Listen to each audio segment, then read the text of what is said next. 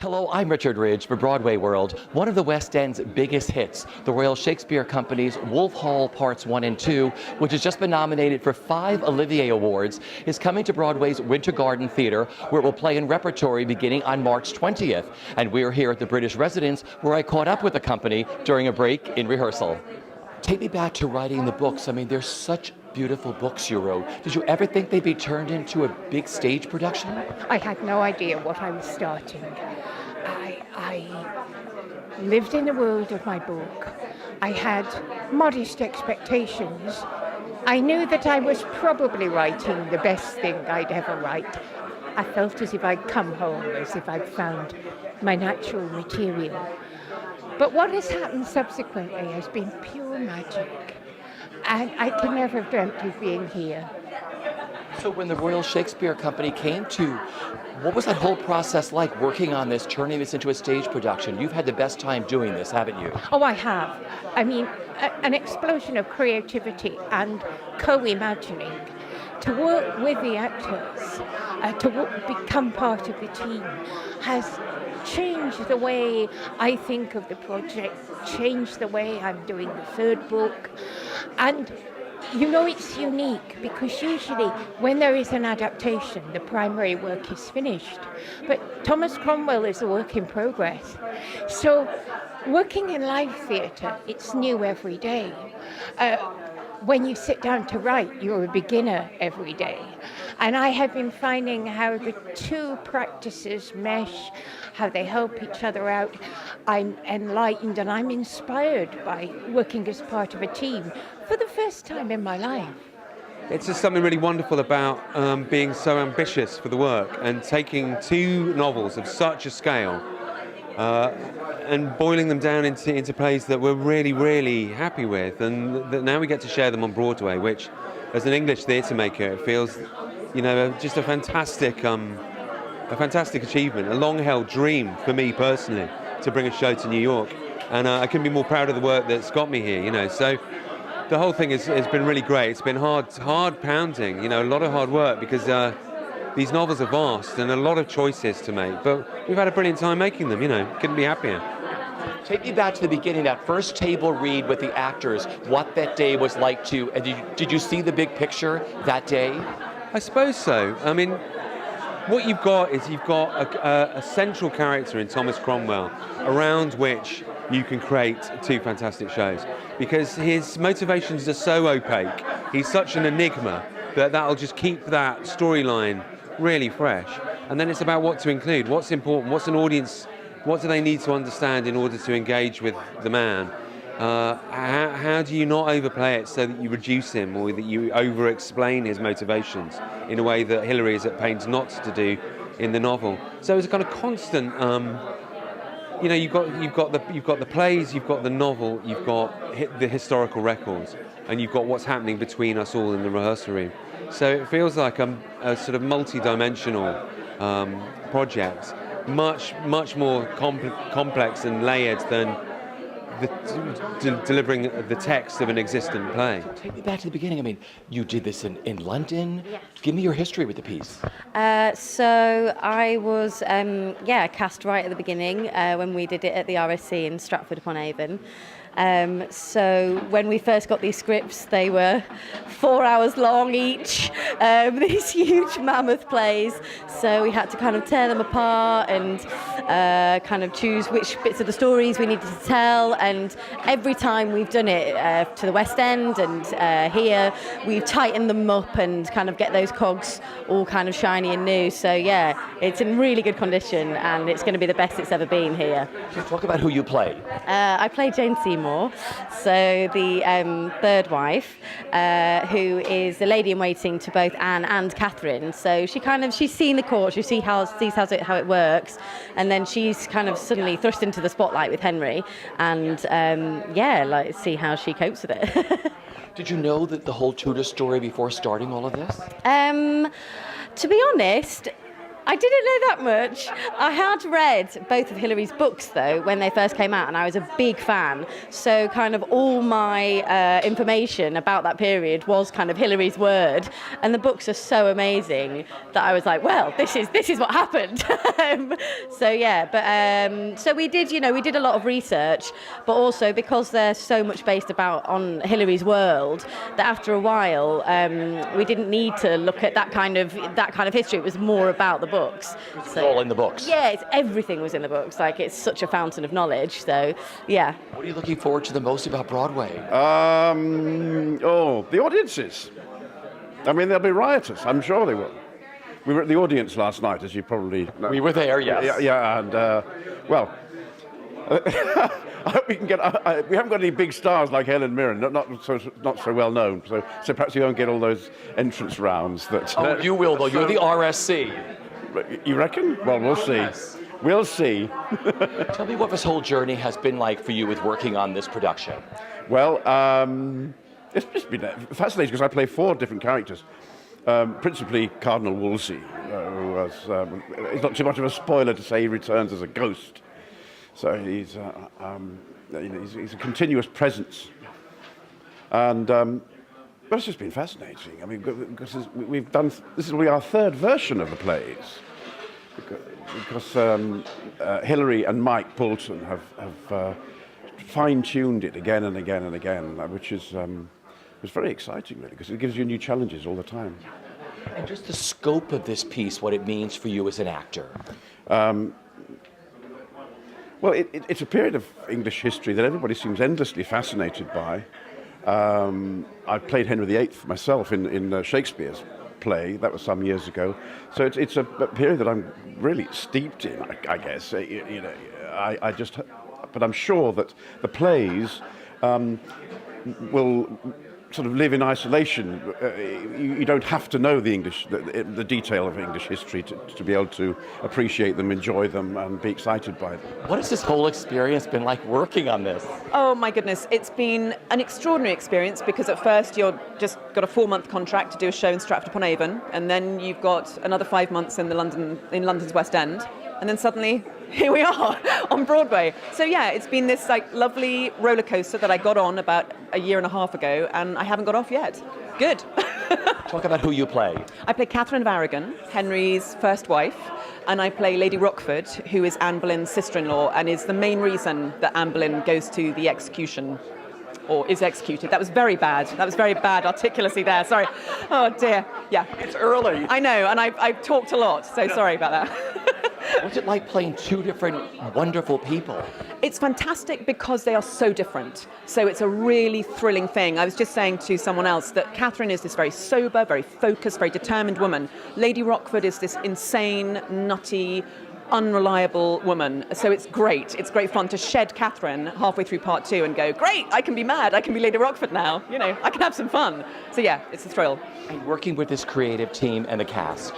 It's been, I think the biggest thrill for me has been working with Hilary Mantel. I'd read the books way before I auditioned for these plays, and to be in such close collaboration with someone of her intellect, and she really almost feels like she's lived there and been there. So that's been my biggest thrill. Jeremy, the director, has just created this wonderful theatrical world for us to inhabit. And yeah, it's just been amazing. The design, the costumes, everything. It's just been wonderful. Wolf Hall has been such a massive success in the UK. I read the books, I fell in love with it. It's a privilege to be part of it, really is. So how did you find out you were going to do this? Well, I read the books. And then when my agent told me that the RSC was doing it, I insisted on being seen. I wanted to be in it. So talk about the roles that you play. I play Sir Thomas More, so I play a saint. And this is quite a controversial take on the character that previously has been considered seen in a much more benign way. But Hilary's take on Thomas More is darker. So your research was primarily all done in her books?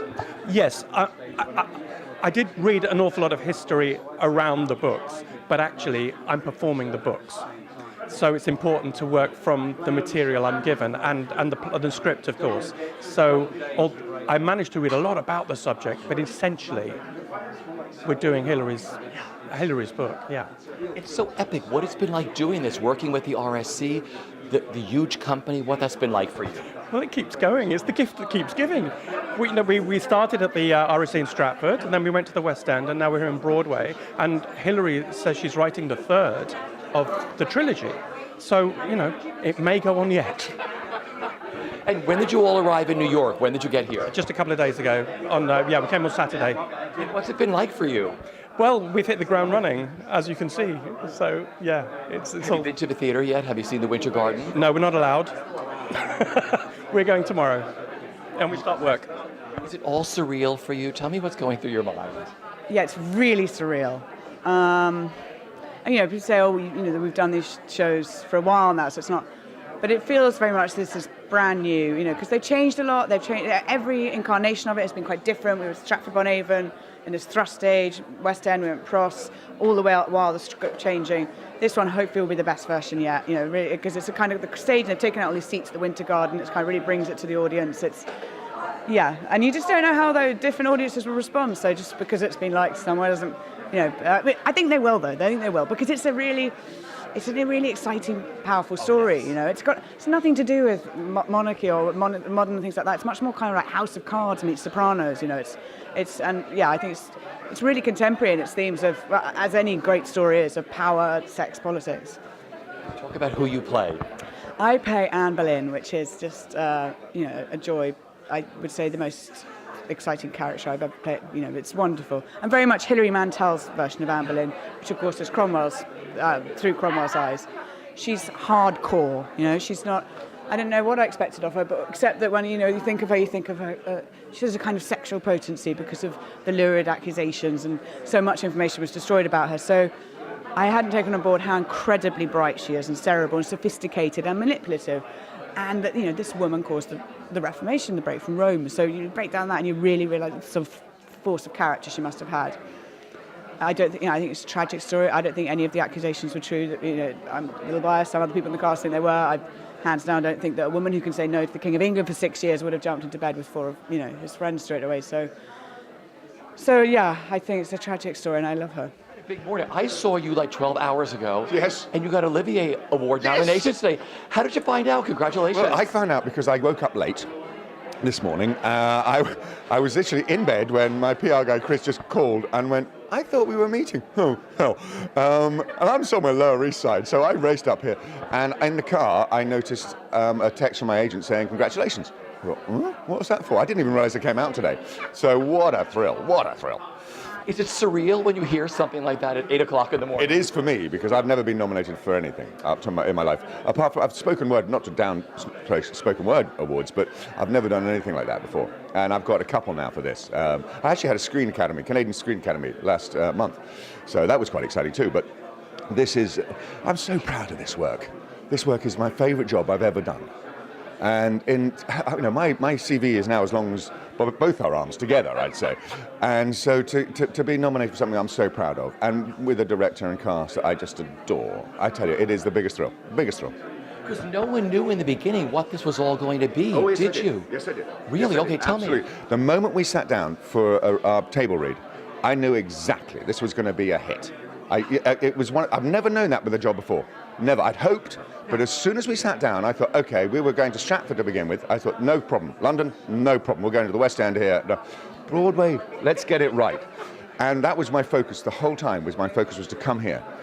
And we are here. And so, yeah, I am really thrilled. I'm really thrilled. I mean, coming here is as big as anything could possibly be, as far as I'm concerned. And if we'd started here, going to the West End would be as big. So, they're parallel worlds. But, this is such a buzz. Let's talk about the role. What's it like playing Henry VIII? I get away with all sorts of nonsense. I really do. Just being late today, but I was coming up in the lift and people saying, it's all right, you're Henry VIII. I said, fantastic. I get away with anything. And there's a dance at the beginning of it. And every now and then, I maybe do the wrong step. And people go, it's all right, don't worry, you're Henry VIII. I go, This is fantastic. Nobody wants to say no to Henry VIII. What's quite fun also is that he's unexpected. As a role, most people expect a chicken bone sucking, thigh slapping, wench grabbing Henry, you know, in the old fashioned ways of Hollywood. That's what Henry VIII was like this. This isn't. This is surprising, vulnerable, funny, and tragic. You know, he does lop off his wife's heads, it's true, but, you know, not in an aggressive way. What can I say? He needed a son. And as far as he's concerned, that's the most important thing. He needs the line to continue. Because, not just because he wanted the Tudors to go on, because he wanted stability in the nation. And without stability, there'll be civil war. In fact, I've added a line into the play. I haven't asked Hilary yet, but I've added a line into the play which says, just with the headline, Civil War. Because it was a nightmare. That years before that, 30,000 people, 40,000 people died in one day fighting. He couldn't do that anymore. He thought, this is not right. We need peace. So whether it was him who needed a son or that's what he wanted. He wanted stability. Okay, talk about playing this role, what he means to you so far. Man, I've been living with this role for about 2 years now, and it's endlessly fascinating. I still haven't got to the bottom of the character. He's such an enigma. He's really exciting to play. He is so many things. He's a fascinating character, and so pivotal in terms of history and English history, and consequently in American history, I think. This period in England was formative for so many things. When you see this show, you kind of witness a real turning point in English, European, and global history. But not only that, it's such a terrific story, and Hilary Mantel has just done an amazing job with the novels, and now dramatising the plays with Mike Poulton. It's such a thrill to be back here doing such a great project. I'm really looking forward to getting started. So when you started to work on Cromwell, was it all from the books? Oh yeah, all from the books. Those two books were the best character studies I could ever have as an actor for me. And these plays are Hilary's version of Thomas Cromwell's version of events. So the books for me were they're the source material. I go back to them weekly, daily. They've been an amazing help to me. You know, I needn't look anywhere else for any kind of character reference. It's the books all the way for me. And working with this company, what the whole experience has been like with doing this huge production. First, you know, it started out really small. No one knew what was going to happen with this. No, I know. We met, I mean, as I say, I've been on it for about 2 years, and we met, the first time we met, I think, was May 2013, nearly 2 years ago now. And we read through really early drafts. Most of the company had formed then. There were actors in the read-through that didn't end up in the show for various reasons. But no, nobody knew all we knew was that they were great books. And we knew we had to meet the challenge of transforming them into great stage plays. And I think we've arrived. I think we're here. And particularly now this version, this Broadway version, which has been slightly improved on, is, I think, the best version we've ever had. I think it's the best script. I think the stage is fabulous. The theatre's amazing.